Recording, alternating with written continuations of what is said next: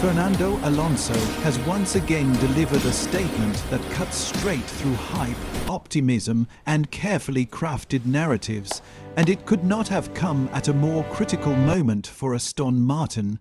At a time when much of the paddock is already talking about the team as a guaranteed front-runner for 2026, Alonso has introduced a far more uncomfortable idea: that success is not automatic, that timing matters more than promises, and that even the most ambitious projects can stumble if reality arrives faster than integration. That alone is enough to change how Aston Martin's entire 2026 campaign should be viewed. What makes Alonso's words so powerful is that they are not emotional, defensive, or reactionary. They are calculated, measured, and rooted in decades of experience, watching Formula One projects rise and fall. While others point to Aston Martin's facilities, recruitment, and manufacturer status as proof that results are imminent, Alonso focuses on something far less visible but far more decisive: cohesion. In his view, talent does not win championships on its own. Timing, structure, and internal alignment do. On paper, Aston Martin look unstoppable. The factory is complete. The wind tunnel is fully operational, and the team now operates from one of the most advanced facilities in the sport. Adrian Newey leads the technical direction, Enrico Card brings Ferrari-level aerodynamic experience, and Andy Cowell provides deep power unit and operational knowledge. Very few teams can assemble that level of expertise simultaneously. And that is precisely why expectations have skyrocketed. However, Alonso immediately challenges the assumption that elite names automatically equal elite performance. He points out that many of these people are new to the organization, new to each other, and new to Aston Martin's internal processes. Formula One is brutally unforgiving to teams that underestimate how long it takes to align decision-making, development philosophy, and operational rhythm. Few months of collaboration rarely replaces years of shared understanding. This is where Alonso's central question becomes so disruptive.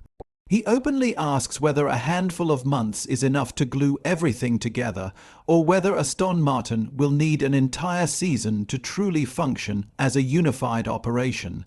That single doubt reframes 2026 from a guaranteed breakthrough into a potential transitional year.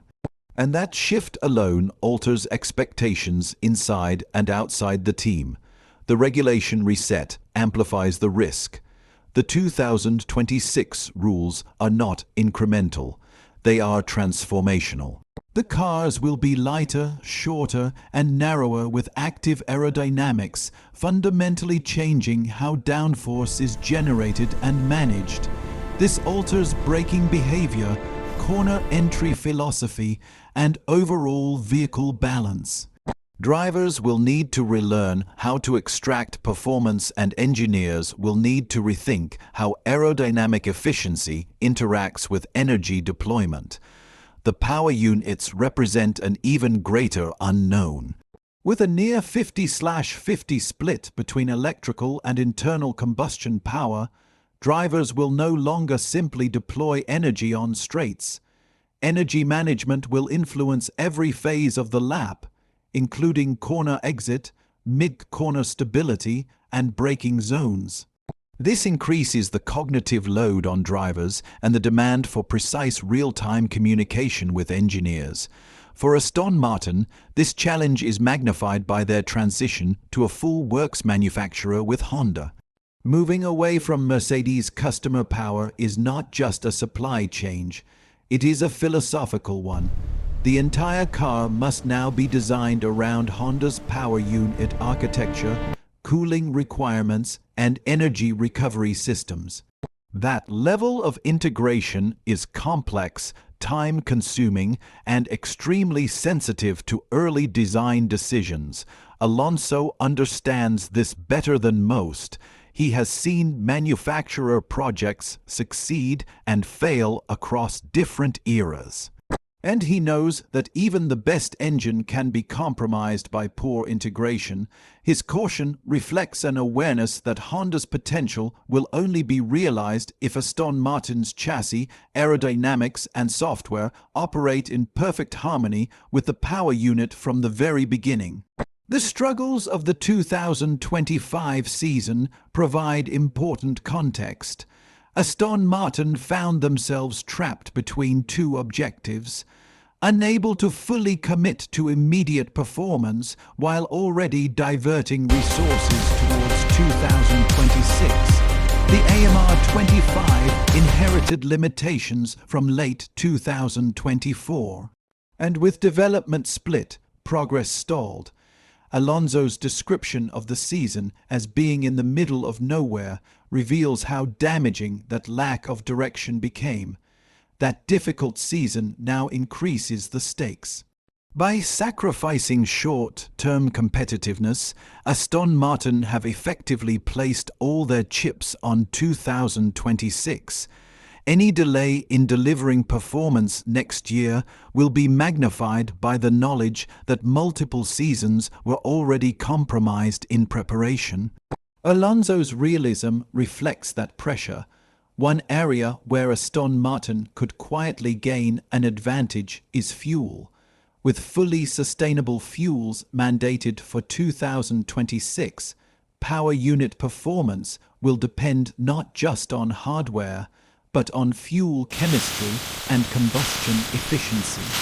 Aston Martin's partnership with Aramco could become a decisive factor if their fuel delivers superior energy density or combustion stability compared to rivals.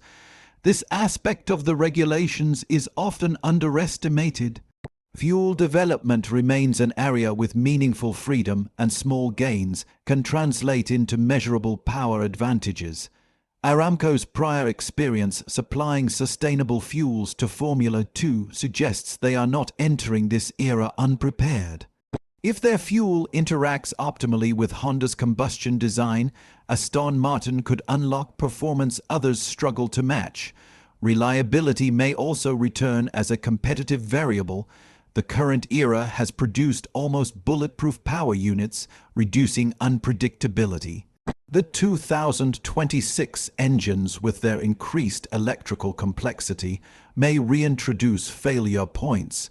Teams that master reliability early could gain massive championship leverage, particularly in the opening races.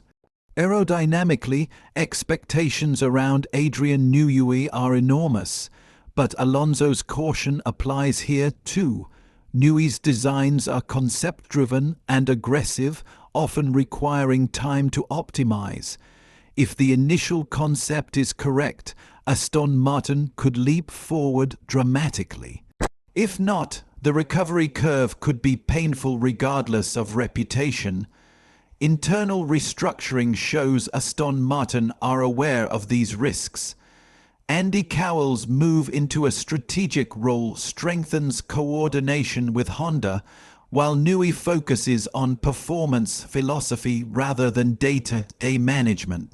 These decisions suggest a team trying to avoid fragmentation. But alignment takes time, not announcements. What makes Alonso's intervention so disruptive is that it challenges the most dangerous assumption in modern Formula One, that momentum guarantees success. Aston Martin have done everything a team is supposed to do on paper, but Alonso refuses to let preparation be confused with readiness. By declining to attach a deadline to success, he removes the illusion of inevitability and replaces it with accountability, something far more uncomfortable for any ambitious organization. His words subtly reframe 2026 from a destination into a test. Not a test of facilities or rooms, but of integration, discipline, and decision-making under pressure. Formula One has seen countless dream teams fail because belief outpaced execution. Alonso has lived through those cycles, and his refusal to promise instant results is rooted in memory, not pessimism. There is also a strategic intelligence behind this stance by lowering external expectations without lowering internal standards. Alonso creates breathing room for development. Early struggles under the new regulations would not automatically be labeled failure, but part of a larger learning curve. That psychological buffer could be invaluable in a season where adaptability may matter more than raw pace. Crucially, Alonso's realism protects Aston Martin from turning ambition into fragility. When teams publicly commit to instant success, every delay becomes a crisis, every mistake a referendum on leadership by shifting the focus to process. Alonso shields the project from self-inflicted pressure while keeping the ultimate objective firmly in sight. This approach also reinforces Alonso's role within the team. He's not simply a driver chasing results, but a reference point for perspective. His voice carries weight because it is detached from hype and grounded in experience. In an era where optimism is often performative, his restraint becomes a form of leadership.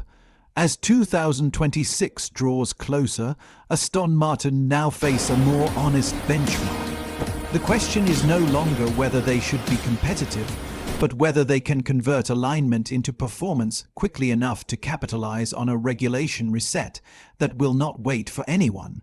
Alonso's comments ensure that this reality is acknowledged rather than ignored. Ultimately, his statement does not dampen belief, it sharpens it.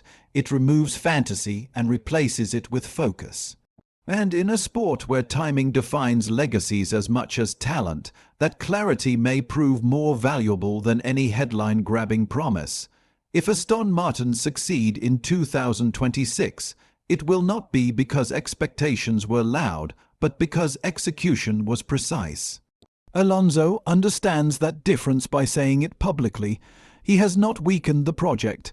He has given it the best possible foundation to succeed when it truly matters.